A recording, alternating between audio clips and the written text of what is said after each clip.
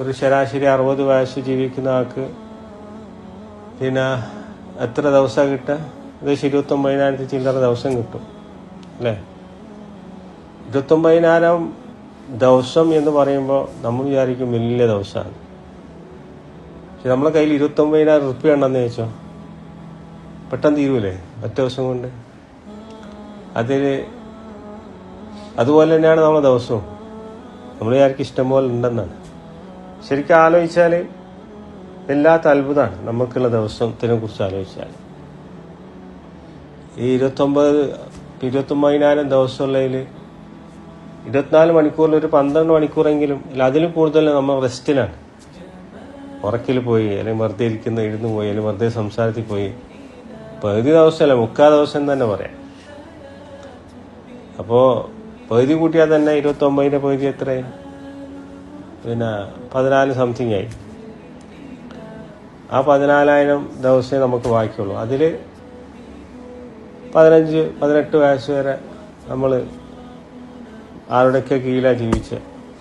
ഇനി നമ്മൾ നോക്കുക, നമ്മൾ എത്ര ആ ദിവസത്തിൽ എത്ര ആണ് അള്ളാഹുവിന് ദൂരെ നിന്ന ദിവസങ്ങൾ. നമ്മളിപ്പോൾ അള്ളാഹുവിലേക്ക് അടുത്ത് വന്ന ദിവസം കൂടിപ്പോൾ ഒരു 5-6 കൊല്ലം അല്ലേ? അത്രയല്ലേ ഉണ്ടാവുള്ളൂ അള്ളാഹുവിനെ ശരിക്കും അറിയാൻ തുടങ്ങിയത്. 5 കൊല്ലം എത്ര ദിവസം വരുന്നത്? 365 × 5 എത്രയായി? 2000 ചുവടേ ഉള്ളൂ. 2000 ദിവസത്തിന് ചുവടേ ഉള്ളൂ. ആ 2000 ദിവസത്തിൽ തന്നെ നമ്മൾ അള്ളാഹിനെ അറിയാൻ ചെലവഴിക്കുന്ന സമയം എത്രയാണ്? 24 മണിക്കൂറിൽ കൂടിപ്പോയ 2 മണിക്കൂർ 3 മണിക്കൂർ അല്ലേ? 3 മണിക്കൂർ ഒരു ദിവസം. അപ്പോൾ വീണ്ടും കുറഞ്ഞില്ലേ? ഒരു 2000 ദിവസത്തിൽ 3 മണിക്കൂർ ഒരു ദിവസം കൂട്ടി എത്രയായി?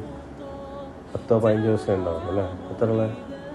2000 ÷ 3 ഒരു 20-30 ദിവസം ആ ചുവടെ ഉണ്ടാവും.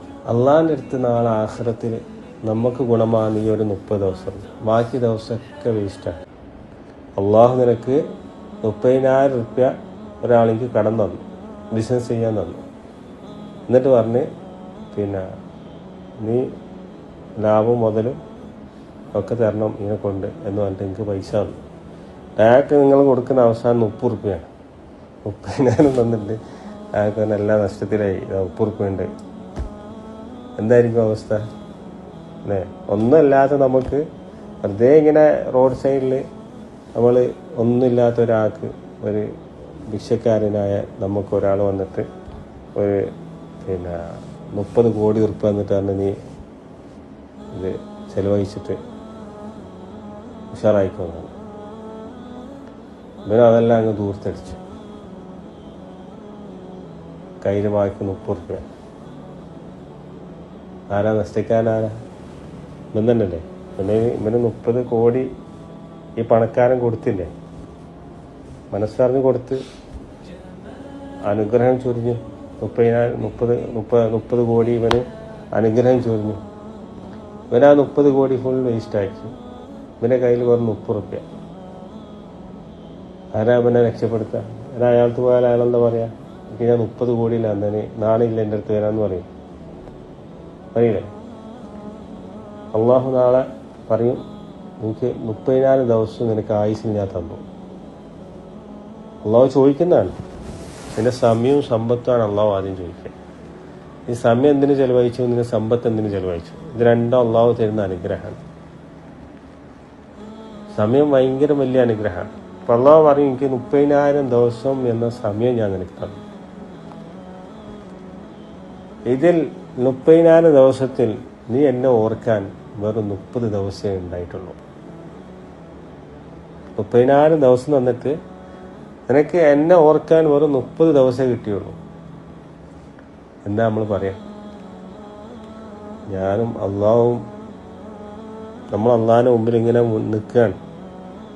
അള്ളാഹു സ്നേഹത്തോട് ചോദിക്കുകയാണ്, നിനക്ക് ഞാൻ സമ്പത്ത് തന്നു, എനിക്ക് 30,000 ദിവസം തന്നു, മോനെന്താ ആക്കിയത്? എൻ്റെ മോളെന്താ ആക്കിയത്? എൻ്റെ ഏടുകൾ നോക്കുമ്പോൾ മലക്കൾ കൊണ്ടുമ്പോൾ ആകെ ഉണ്ട് 30 ദിവസത്തെ നന്മകൾ മാത്രം. ബാക്കി 29,000 ചില്ലറി അള്ളാഹുവിനെ മറന്ന് ജീവിച്ച സമയവും വെറും ആ 30 ദിവസം, വെറും ആ 30 ദിവസത്തെ നന്മ കൊണ്ട് അള്ളാഹു ചിലപ്പോൾ നമ്മളെ രക്ഷപ്പെടുത്തും. പക്ഷെ നമുക്കൊരു കോൺഷ്യൻസ് ഇല്ല, നമുക്കൊരു കുറ്റബോധമില്ല. ഈ റബ്ബിന് മുമ്പിൽ ഞാൻ പറയും 30 ദിവസം കൊണ്ടാണ് പോക്ക്. 30,000 തന്ന റബ്ബ് നേരെ വെച്ചാൽ 30,000 നമ്മൾ മൾട്ടിപ്ലൈ ചെയ്യണം. എങ്ങനെ മൾട്ടിപ്ലൈ ചെയ്യാം? ഒരു ഫർദിന് 27 കൂലി അല്ലേ, ഓരോ കൂലി എണ്ണാറിയില്ല. ലൈലത്തുൽ ഖദറിന് 1000 മാസത്തെ കൂലി. ഇങ്ങനെ 30,000 30 കോടിയായിട്ട് നമ്മൾ പോയാൽ എന്തായിരിക്കും? 30,000 ദിവസം അള്ളാഹു നമുക്ക് തന്നു. പക്ഷെ നമ്മൾ ഏടുകൾ നോക്കുമ്പോൾ 30 കോടിയുടെ നന്മകളുണ്ട്. അപ്പോൾ അള്ളാഹ്ക്ക് എത്ര സന്തോഷമാണ് അല്ലേ? ഇങ്ങനെയാണ് നമ്മൾ ചിന്തിക്കേണ്ടത്. جمع مال تغشى هواه